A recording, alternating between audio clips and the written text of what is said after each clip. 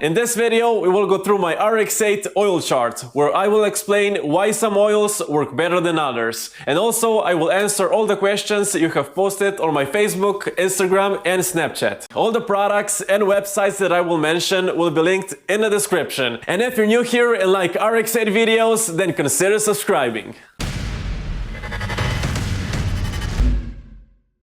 A very big thanks goes to Texas Rotary experts and Essex Rotary specialists for their contribution to this topic. So if you're from the US and need some advice or car parts for your RX8, the guys at Texas Rotary will hook you up with the best deals and advice out there. The same goes for Essex Rotary. So if you're from Europe, especially the UK, these are the guys to go to. So at any point of the video, feel free to check them out in the description. Alright, so firstly, let's talk about Mazda's recommended mineral oil 5W30, or in some places 5W20.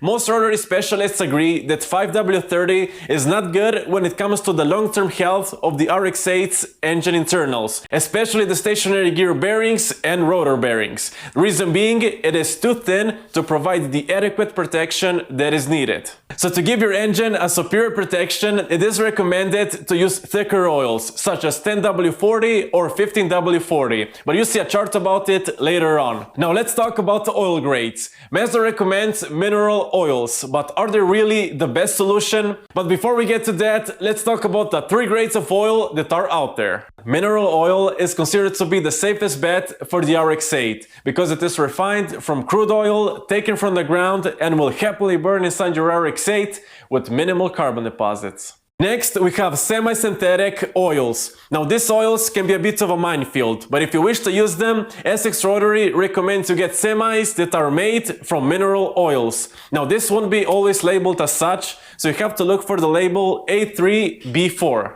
And finally, we have the fully synthetic oils. They are known to offer better lubrication and protection compared to mineral oils, but in our case, they also have a small downside. With the exception of rotary-specific synthetic oils like IDEMITSU, HKS or Rheamimia, which are designed to burn safely and cleanly, most general synthetic oils are designed to be resilient to the high temperatures found inside the engine. And when they burn in the combustion process, they tend to break down, leaving deposits that can contribute to carbon buildup. But if you don't want to mess around all of this, then simply install a sewn oil adapter. Then you will be able to use any oil you want, preferably synthetic, to lubricate the rest of your engine, since you will be injecting clean 2-stroke oil to lubricate your apex seals and keep carbon deposits to a minimum. So if you haven't installed one, I highly suggest you do. And with that said, we can now finally move to the RX8 oil chart. Alright, so let me guide you through it.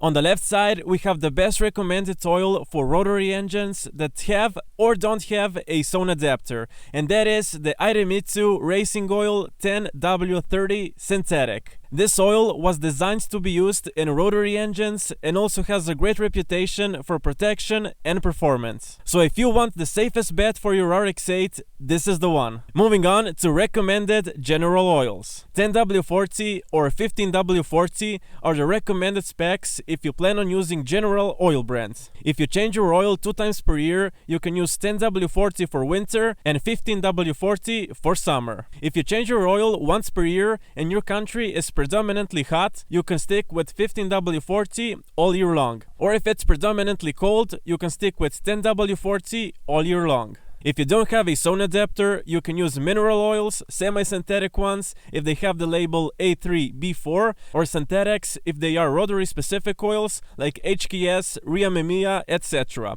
But if you have a sewn adapter, you can use any synthetic oil you want and even go thicker. And speaking about thicker, here are some other viscosity possibilities you can choose from. The same rules apply as the previous ones, but if you plan on experimenting with thicker oils, install a sewn adapter first.